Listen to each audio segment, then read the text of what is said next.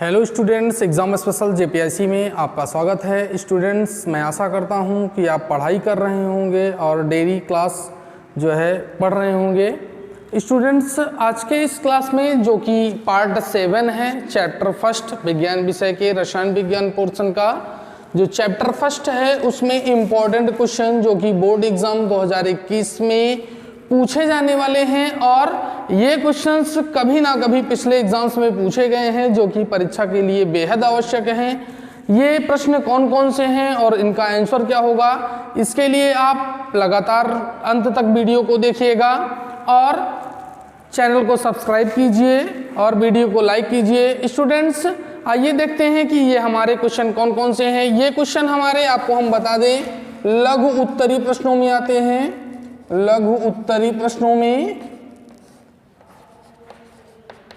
ये हमारे लघु उत्तरी प्रश्न हैं। जितने भी क्वेश्चन हम आज के इस वीडियो में 4 क्वेश्चन बताने वाले हैं, जिसमें पहला क्वेश्चन हमारा है संक्षारण धातु से क्या अभिप्राय है, उन कारकों की सूची बनाइए जो उन्हें प्रभावित करते हैं।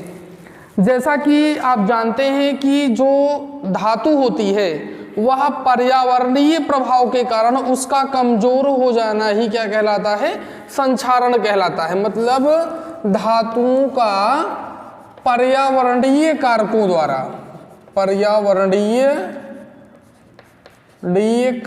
द्वारा कमजोर हो जाना, क्षीण हो जाना ही क्या कहलाता है, संक्षारण कहलाता है। स्टूडेंट्स, किसी भी धातु के संक्षारित होने में जो कारक जो है भाग लेते हैं, वो पहला कारक है कि धातु की प्रकृति क्या है। धातु की प्रकृति में क्या होता है कि धातु की प्रकृति में हम कह सकते हैं कि धातु जो है क्रियाशील है, क्रियाशील या कम क्रियाशील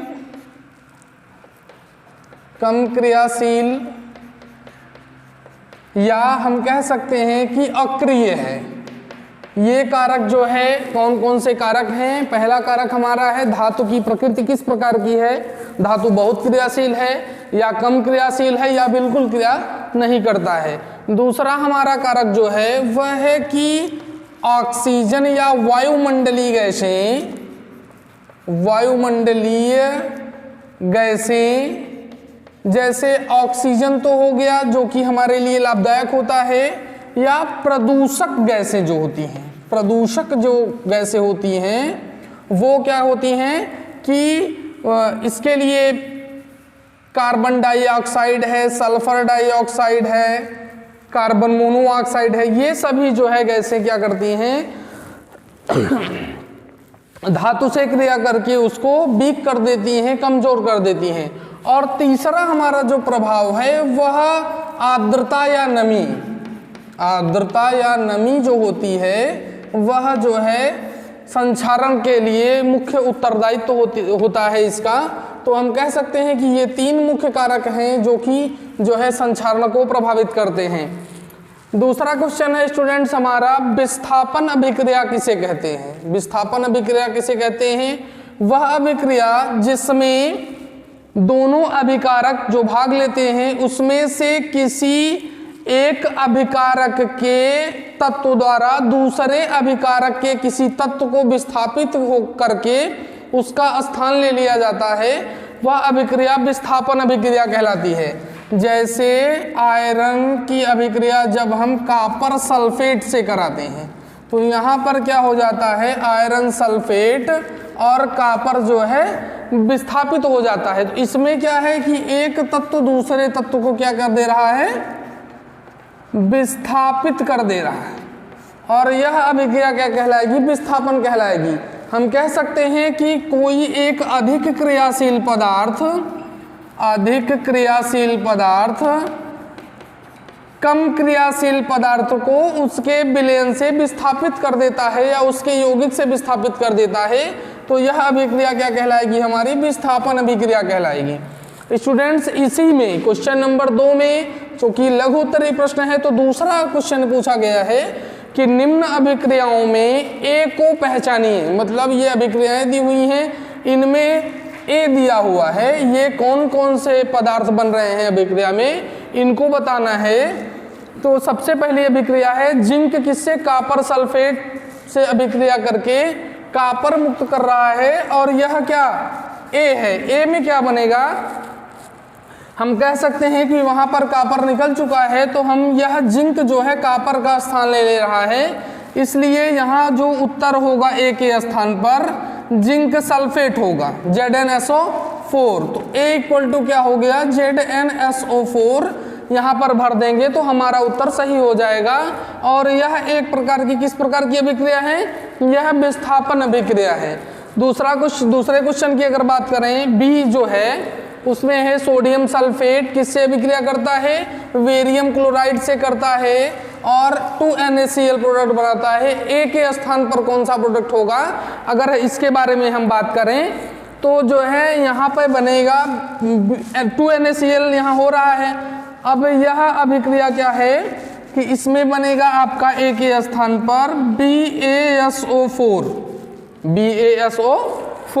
स्टूडेंट्स, जैसा कि आप जानते हैं कि इसमें इस पदार्थ का जो एक आयन है धन आयन, वह दूसरे पदार्थ के धन आयन को विस्थापित कर देता है, इसलिए यह अभिक्रिया कौन सी होगी, द्विविस्थापन अभिक्रिया होगी। तो यहाँ हम BaSO4 अभिक्रिया के प्रकार में पहली अभिक्रिया में विस्थापन अभिक्रिया लिख सकते हैं और दूसरे वाले में द्विविस्थापन लिख सकते हैं, द्विविस्थापन अभिक्रिया। तो इस प्रकार से यह क्वेश्चन जो है, इस क्वेश्चन का आंसर यही होगा। फिर ऑक्सीकरण अभिक्रिया किसे कहते हैं, उदाहरण सहित समझाइए। स्टूडेंट्स, ऐसी अभिक्रिया जिसमें या जो किसी पदार्थ में ऑक्सीजन की वृद्धि या किसी ऋण विद्युतीय तत्व की वृद्धि करता है, अथवा वह अभिक्रिया जिसमें हाइड्रोजन परमाणु या किसी धन विद्युतीय तत्व का ह्रास होता है, वह अभिक्रिया ऑक्सीकरण अभिक्रिया कहलाती है। H2S की अभिक्रिया Cl2 से कराते हैं, तो यहाँ पे HCl और सल्फर जो है प्राप्त होता है। हम यहाँ पर क्या करें, 2HCl कर देते हैं और इस तरीके से यह अभिक्रिया जो है बैलेंस हो जाती है। तो अभिक्रिया में देखिए यहाँ पे क्या हो रहा है कि धन विद्युतीय तत्व का ह्रास हो रहा है, मतलब हाइड्रोजन कम हो जा रहा है। तो यह अभिक्रिया कौन सी है, हमारी ऑक्सीकरण अभिक्रिया कहलाती है। लास्ट क्वेश्चन है हमारा, प्रत्येक का एक एक उदाहरण देते हुए संयोजन व वियोजन अभिक्रिया को समझाइए। स्टूडेंट्स, इसको भली भांति आप तैयार किए होंगे या तैयार कर रहे होंगे, ये बहुत ही सिंपल है। इसका आंसर होगा कि पहला क्या है, संयोजन अभिक्रिया।